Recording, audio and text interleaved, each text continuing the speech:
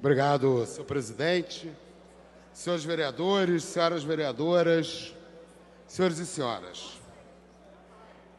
Durante as últimas semanas, eu e a minha equipe tivemos presentes em todas as audiências públicas que aconteceram para debater o orçamento. E nós percebemos discursos contraditórios entre os secretários. De um lado, na audiência da Secretaria Municipal da Casa Civil, o secretário Paulo Messina previu um cenário otimista e superestimado para a arrecadação do próximo ano.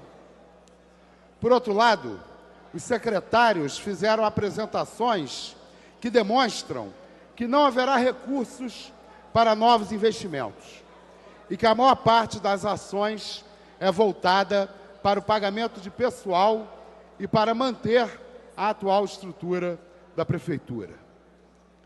Diversas ações importantes para a cidade contavam com apenas um valor simbólico, a chamada janela orçamentária.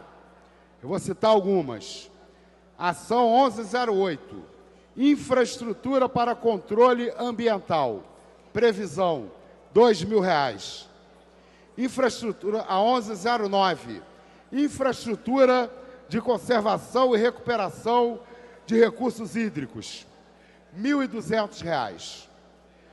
A ação 1507, implantação e adaptação de centros de atenção psicossocial, R$400. 1509, modernização da infraestrutura física para a realização de exames de imagem, R$200. Construção 1701, construção, ampliação e reformas em emergências, R$200. Construção, reforma, adequação e estruturação de unidades de atenção psicossocial, a 1766, R$3.000. Implantação de infraestrutura cicloviária, a 1797, R$1.600. A proposta enviada pela Prefeitura para 2019 prevê uma arrecadação de 30,6 bilhões de reais, enquanto que hoje, faltando pouco menos de um mês para o final do ano, a arrecadação está em apenas 24,2 bilhões. E em 2017, o ano fechou com 25,14 bilhões, 85% do valor previsto. A Prefeitura utilizou em seus cálculos uma expectativa de crescimento do PIB de 2,5%, que dificilmente será realizada. A OCDE, por exemplo, já revisou esse número para 2,1%. E vale lembrar que o crescimento orçamentário na época do governo Eduardo Paes foi baseado em sucessivas operações de crédito e transferências de capital para a infraestrutura dos Jogos Olímpicos. O pagamento de tais empréstimos agora tem grande peso no orçamento da Prefeitura, o que contribui ainda mais com o cenário de crise. Estima-se um gasto de 1,8 bilhões com serviços da dívida para o ano que vem, 6% do orçamento total. Mas o mesmo secretário, que é otimista com as previsões de arrecadação, é pessimista quando se trata de discutir o orçamento da saúde.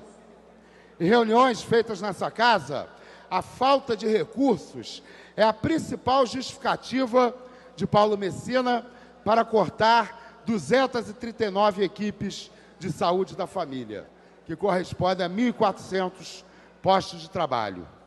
O mesmo orçamento otimista em prever 30,6 bilhões para o ano que vem traz uma redução de 725 milhões no orçamento da Secretaria Municipal da Saúde, comparando, com as previsões de 2018 e 2019.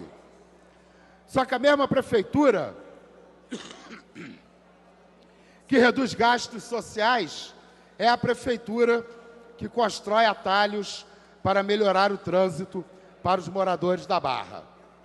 Na página da prefeitura foi divulgado em tom de conquista, de reivindicação de mais de 10 anos de moradores da Barra, a construção de um atalho entre a Avenida Ayrton Senna e a Avenida das Américas, sentido Recreio. A obra custou 3 milhões de reais e fica a pouquíssimos metros da Coordenação de Emergência Regional da Barra, que sofreu um incêndio ocasionando a morte de 4 pacientes no mês passado.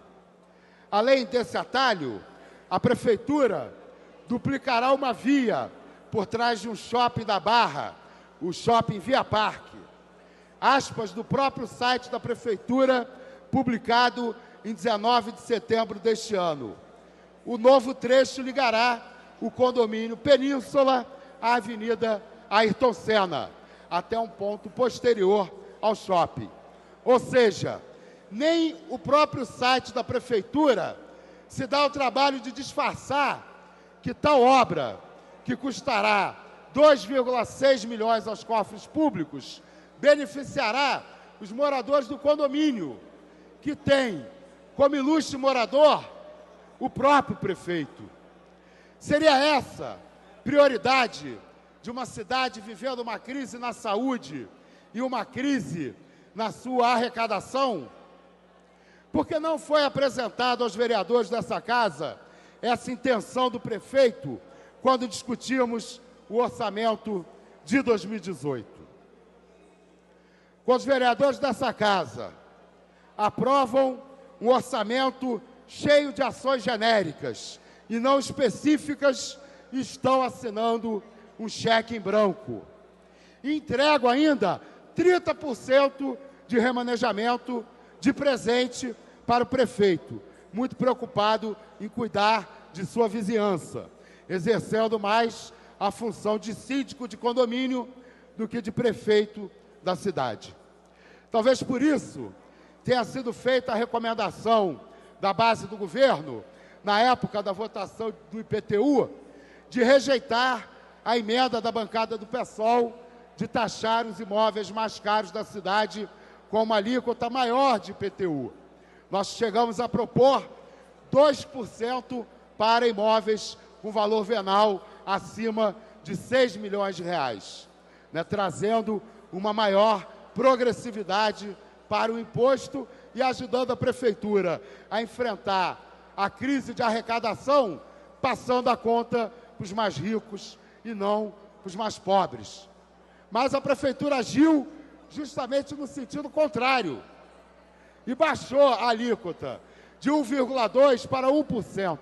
Ou seja, os donos das maiores mansões dessa cidade são taxados na mesma proporção da maioria da classe trabalhadora.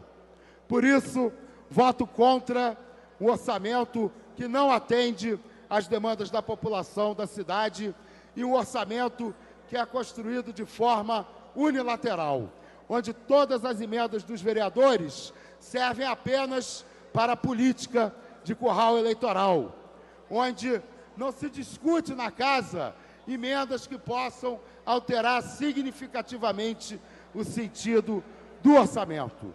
E também, muito importante, não posso votar a favor de um orçamento que é elaborado sem nenhum tipo de participação popular, seja na discussão, na elaboração, na avaliação do orçamento do ano anterior. O orçamento da cidade do Rio de Janeiro, ele, na verdade, é um ato unilateral do prefeito e os vereadores ganham de presente 1 milhão de reais cada um, como cala-boca, para que não se discuta efetivamente o orçamento. Cada um dos colegas sai aqui com 1 milhão de reais para fazer obras, para inaugurar, depois dizendo para sua base: olha como é que eu sou um excelente vereador. Só que podia completar a frase, Olha só como eu sou um excelente vereador. Vendi a cidade em troca de 1 milhão de reais para poder enganar vocês, seus trouxas, e vocês votarem em mim na eleição seguinte. Por isso, meus eleitores não são trouxas, eu não me vendo por R$1 milhão, vou nem por qualquer quantidade de milhões de reais, portanto, voto contra o orçamento e essa farsa de debate orçamentário, essa farsa de participação do Legislativo na discussão do orçamento da cidade. Essa Câmara, mais uma vez, está apenas lambendo as botas do prefeito da vez.